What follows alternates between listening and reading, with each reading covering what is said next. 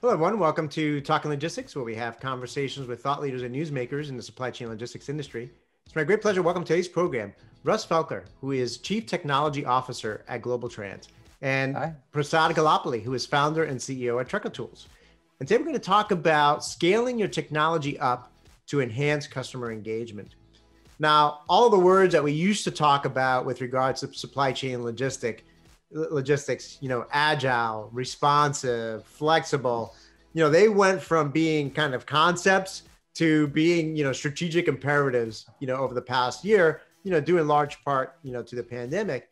And this is true for all stakeholders in the industry, including, logistics service providers. Mm-hmm. And it has also kind of fueled or sparked, a renewed focus on digital transformation. So how is technology helping logistics service providers respond to the changing needs of shippers and carriers? Which capabilities have become must-have?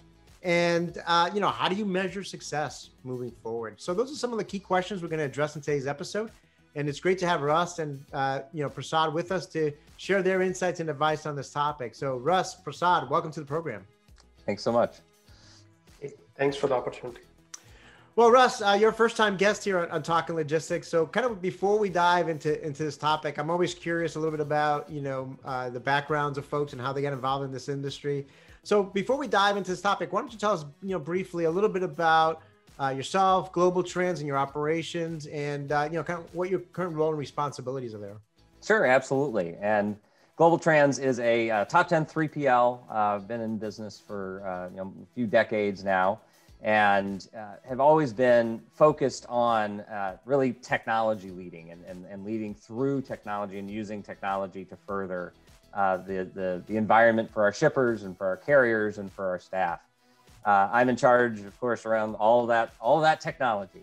So that's kind of what I do at GlobalTranz, and working across brokerage, which is a core offering that we have, as well as managed transportation, and really becoming that fourth-party logistics provider, that outsourced logistics provider for our customers, has forced us to take even more a deeper look, really, at technology and how we can leverage that across those different activities to bring a better experience for our customers, for our carriers, for our partners, and so we've been doing a lot of that, of course, as you mentioned, over the last year, especially.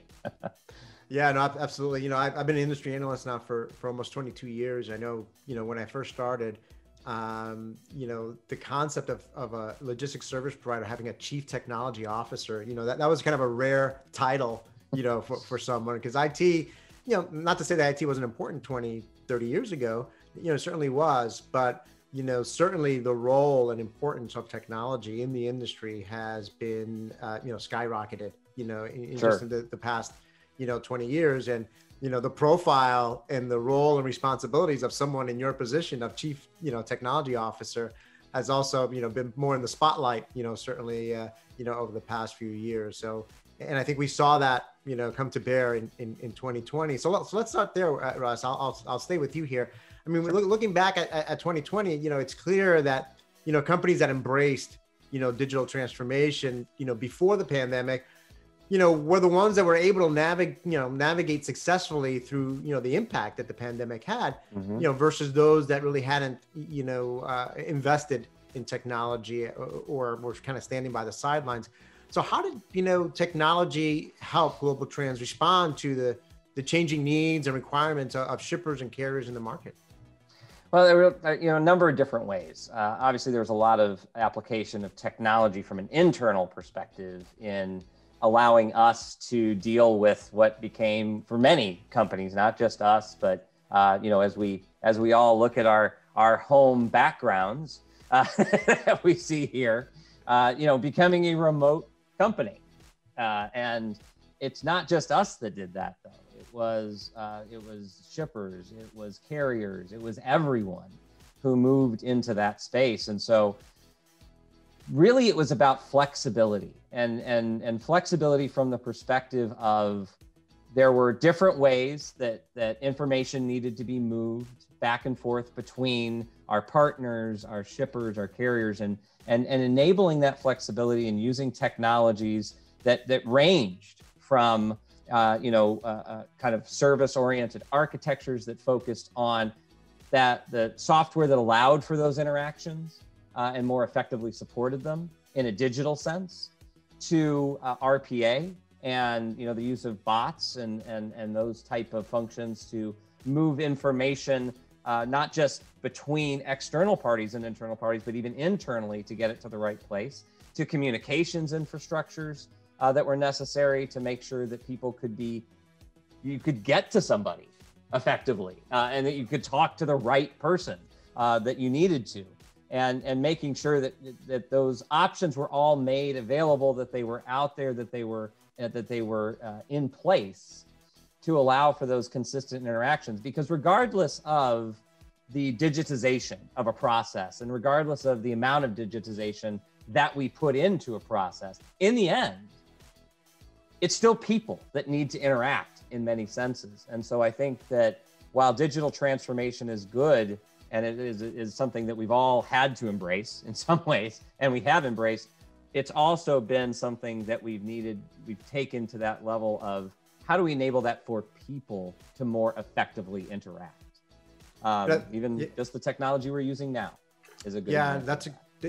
That's a great point. I mean, it's amazing how, almost overnight, like you said, everyone went from, their work environment and offices to having to figure out a way to keep their businesses running and responding to, in some cases, huge spikes in demand. In other industries, decline in demand, but still having to figure out, how to navigate through that other shock.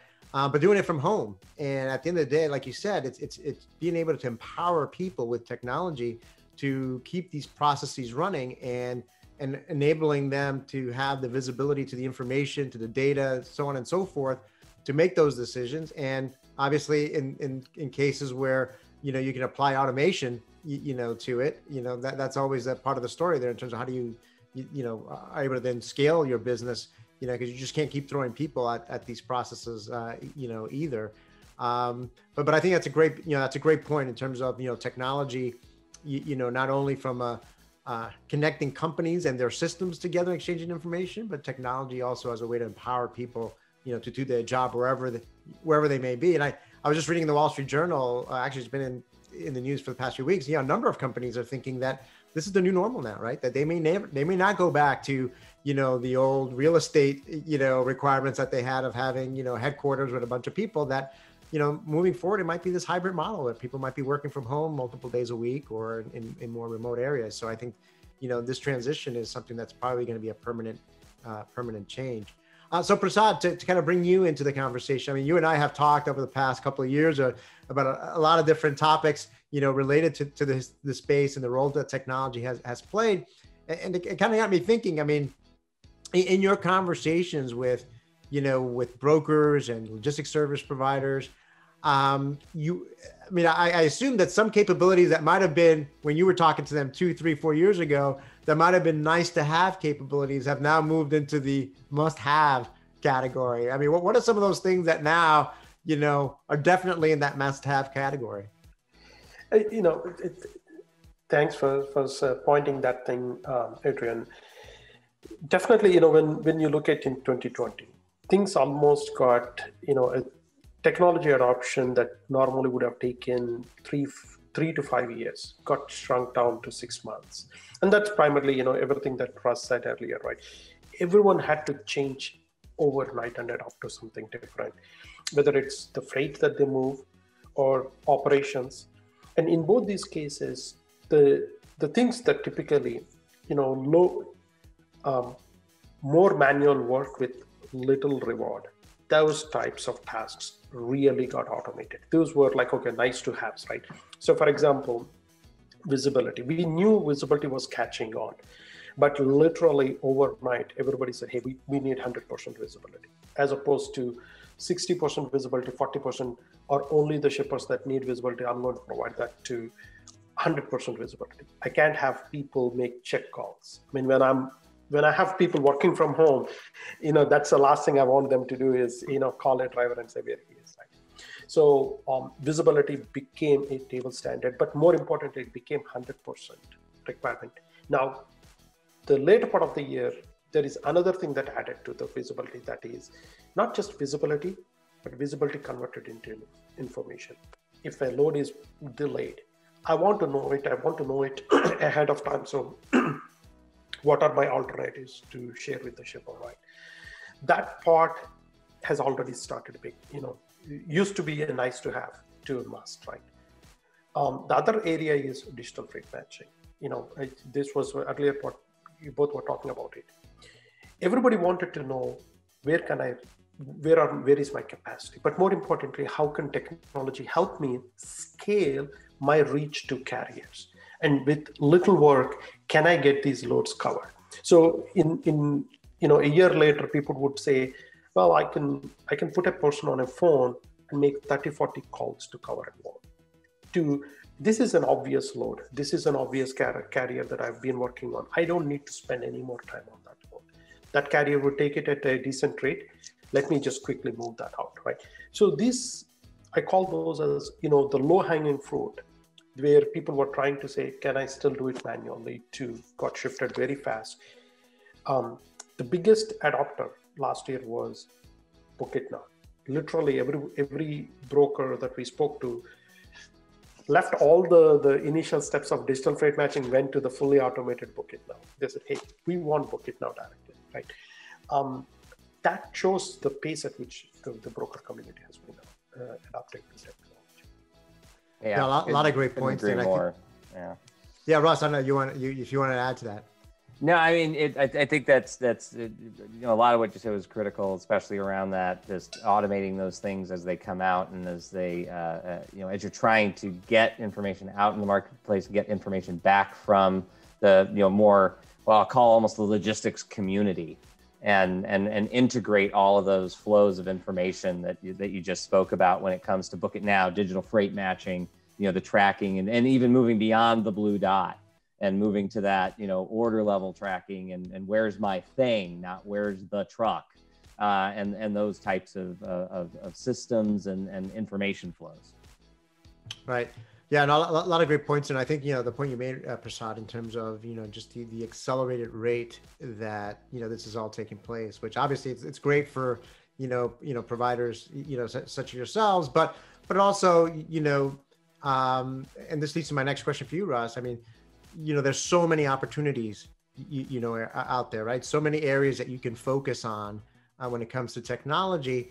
I think the challenge then becomes, how do you prioritize, right? What to work on next? So I guess that's my question for you, Russ. I mean, how do you prioritize what to work on next? And how do you approach like everyone, whether you're a shipper or carrier or whatever, you always have that, well, do we build it? Do we buy it? Do we partner for this capability? How do you approach that question as well? Yeah, it's always a fun question because it depends a little on who you talk to as to how that prioritization falls out. We look at two kind of different things, and this is something, there's value created. What's the value that we're creating by doing this action, whatever that action may be? Implementing this technology, putting this automation into place, something like that. And some of those are very easily measurable, and some of those are not as easily measurable, at least not on the surface. But I'd say there's a couple of different things that came out really in the last year that are important. And ROI was always kind of this big, that's your bellwether of hey, this has the best ROI, so we want to make sure that this is up here at the top, and this is something that we're truly going to be doing. But there's been also a change in focus to the reverse of the ROI, or the inverse of the ROI, which is the investment that allows for that return, and the core foundational pieces. And that's come into more clear focus, I think. There's a lot of things that people have invested in and have prioritized over the years that have had a very top line, obvious kind of front-facing value, but we haven't looked at those underlying pieces and done the IOR, that investment that's underscoring the return, the investment that enables that return. And that piece, like whether it's cloud enablement, whether that is having a very resilient and disaster prone or disaster proof type system. And those investments don't necessarily translate right to, oh, and I saved this amount of time for this person or this amount of money. They're necessary to allow for those things to occur. And I think what's happened is companies have started to recognize that those underlying investments are some of the things that have to be prioritized alongside of the front-facing things. You can't ignore either one. And that's where there's been some, I think, change within not just our industry, but globally, as far as how people approach that type of value creation, and how's the value being created, and how do I prioritize my actions and my activities to make sure that I'm not just creating value today, but setting myself up to create value later by my actions that I'm doing today. And so those are some of the things that have really come into focus for us as a company, and I think for our industry in general. Yeah, I love that perspective.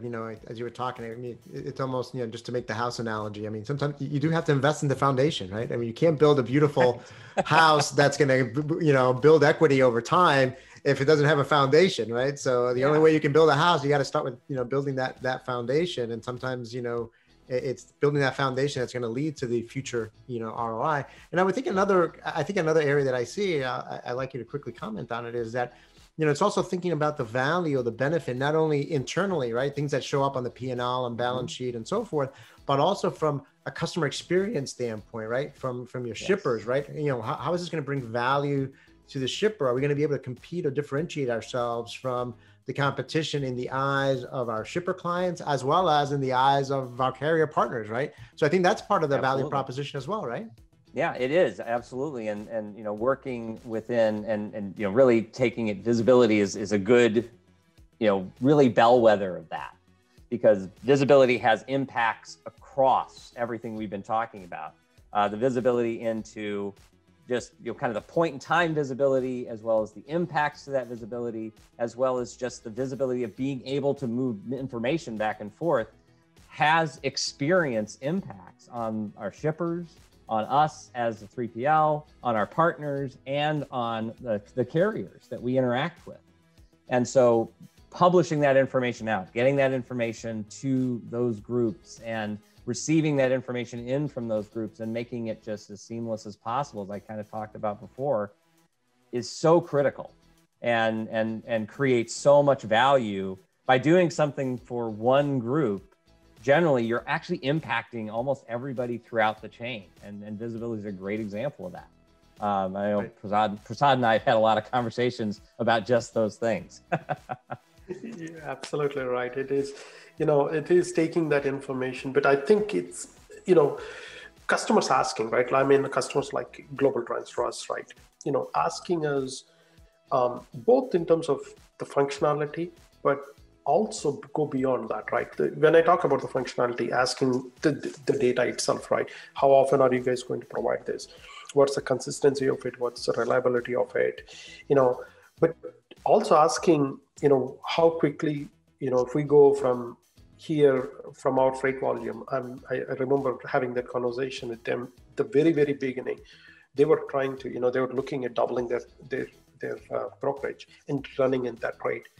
When that happens, is the partner ready to do that? Having those questions are very, very important, because it's the service itself, but the service consistency, service reliability at a higher level for their shippers is as critical as anything else. Yeah, good point. And that brings me to kind of a question for you, Prasad. I mean, building on top of that, when you look at a partner like, GlobalTranz, and you look at some of your other, companies that you work with, and you say, okay, what is it that makes a successful relationship between you and GlobalTranz, you and some of the other customers? I mean, what are some of the attributes that define a successful customer technology company partnership? The very first thing is, I was trying to encapsulate that whole relationship, right? It might look a little cheesy, but I'll say for what it's worth, right? Like any other relationship, it's a relationship like between two people, two individuals, like whether you call it a marriage, right? A relationship between a husband and wife. Knowing that both are not going to be perfect. Meaning, the reason I say that is when you get a technology vendor for a broker, we have to know that both are moving targets because a brokerage is growing, their requirements are changing, a technology solution is evolving. So if you look at them in a standstill movement, there might be perfection. But as we evolve, it has to stay perfect, right? That is the key to a relationship. So starting a relationship is the easiest part in this, but building that relationship and that long-term relationship is important, which means as a vendor, your customer should ask you, I'm a technology vendor, right? So our customers should ask us, what's your long-term plan?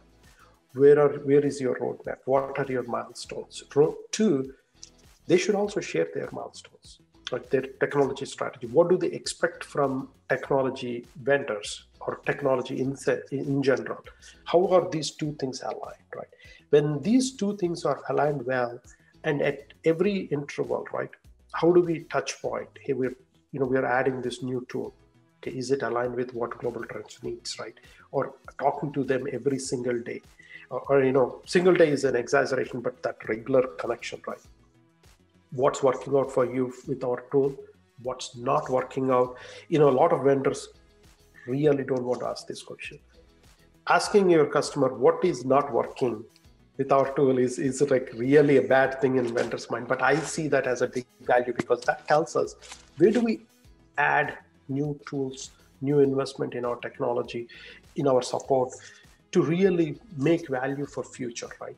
If you don't do that, a lot of times in our space especially, these relationships start very well, but then they fall apart very quickly because the customer has evolved in a direction where the vendor is not going.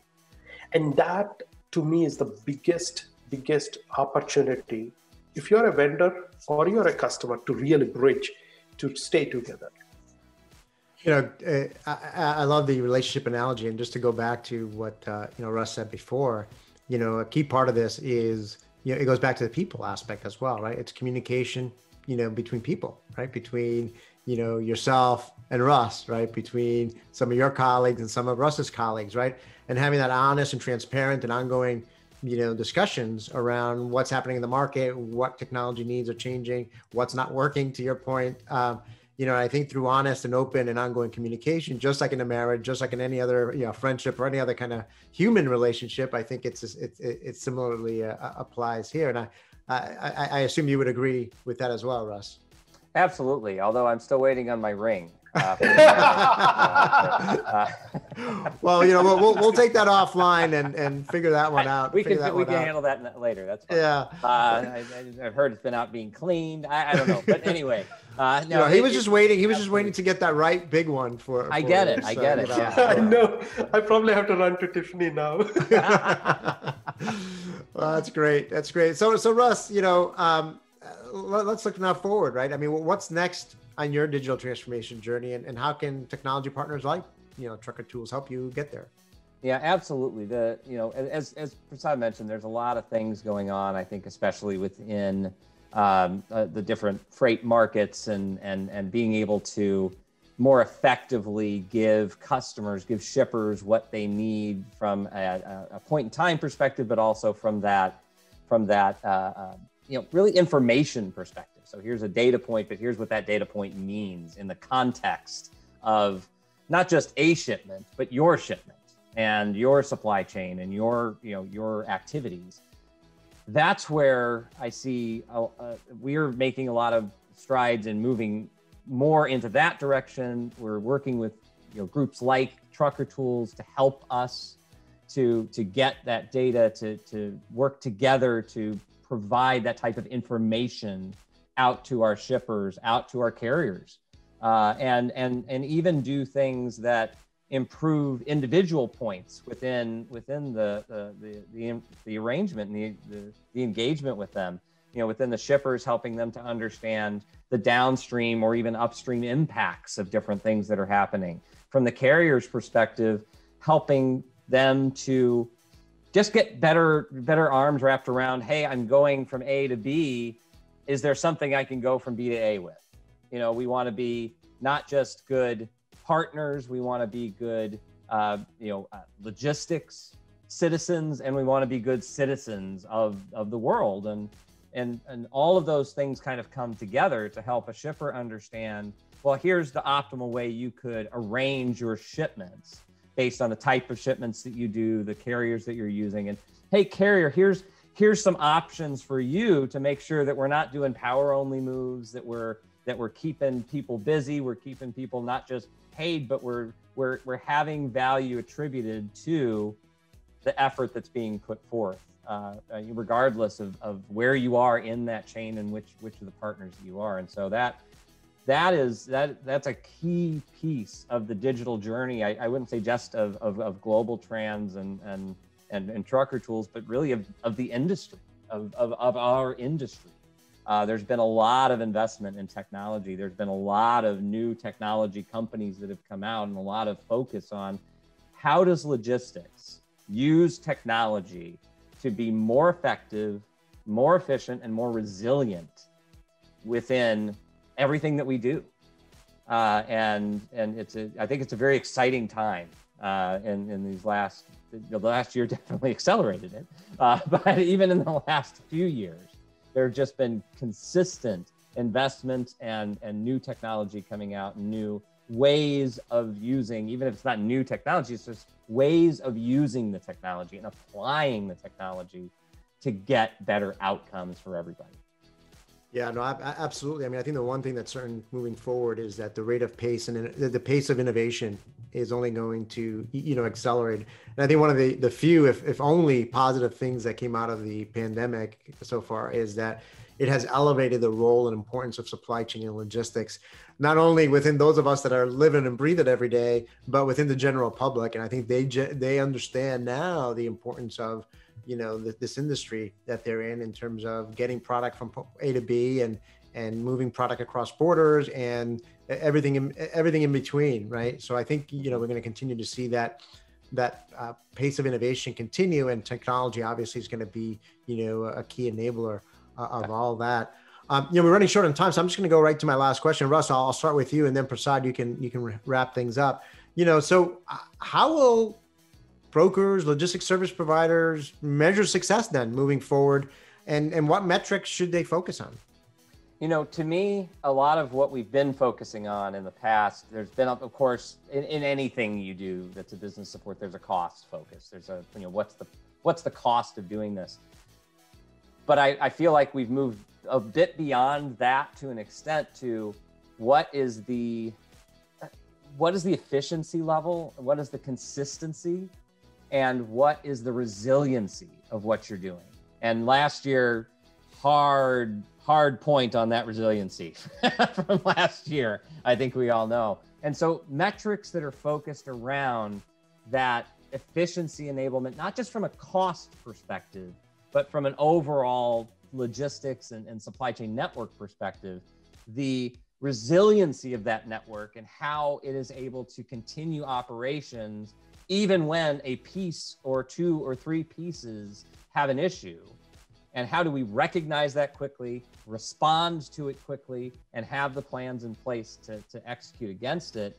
And metrics around those types of approaches to logistics, I think, are going to be critical and key for how we move forward as an industry. Great points. Prasad, your thoughts? What Russ said is absolutely right. There are a lot of these, metrics that are very, very important, right? And then more importantly, it's a moving target, right? At Trucker Tools, we've always looked at, what's the variable cost of covering a load for a broker, our customer, right? Our customer's metric is our metric too. And how do we bring it down? And once you start breaking that into parts, right? How many your repeat carriers add to that, right? The more repeat carriers you have, the less your variable cost comes down to. The time it takes to cover a load, the shorter it is, the lower that value comes down. So these, you can see once you start coming from that metrics down, all other numbers start adding up very well. If we, as a vendor, we have to know that while we have our own company metrics, but for a business, our customers' metrics are our metrics too. When we align so closely with them, right, we're together protecting the future. And this is we tell customers from get-go, don't be shy in telling us where we lack. And likewise, we train our people to ask that question, what else can we do better, right? This is a very important question, because this is like Russ said, there are certain things that we can measure, but we have to embed in our culture to start building this process, right? We're together, we're really changing this space. I mean, those who thought transportation is laggers, I want them to come and see what we're doing in this space, all of us. We're moving things, and someday, very very recently, Amazon said we're going to deliver in the same day, and the industry stood by it, right? Hours, people are going to deliver stuff within hours. This is all happening because of the great things that our community, our industry is doing. We don't get that much credit for what we do. Absolutely. And like I said, I think, finally, I think, we're finally getting the recognition that it deserves. Well, like I always say at the end of all our episodes, we always manage to scratch the surface on these topics. And, but both of you provided some great insights and advice on this topic. So again, Russ, Prasad, thank you for making the time to be with us today. Thanks for having us. Thank you. Thanks for the opportunity. I want to thank those of you that joined us. If you're watching this episode on demand, either at the Trucker Tools website or on Talking Logistics, and you've got a question or a comment for Russ or Prasad, you can post it there, and I'm sure they'll be more than happy to respond via that medium. Again, thank you for joining us, and look forward to seeing you in a future episode of Talking Logistics. Have a great day.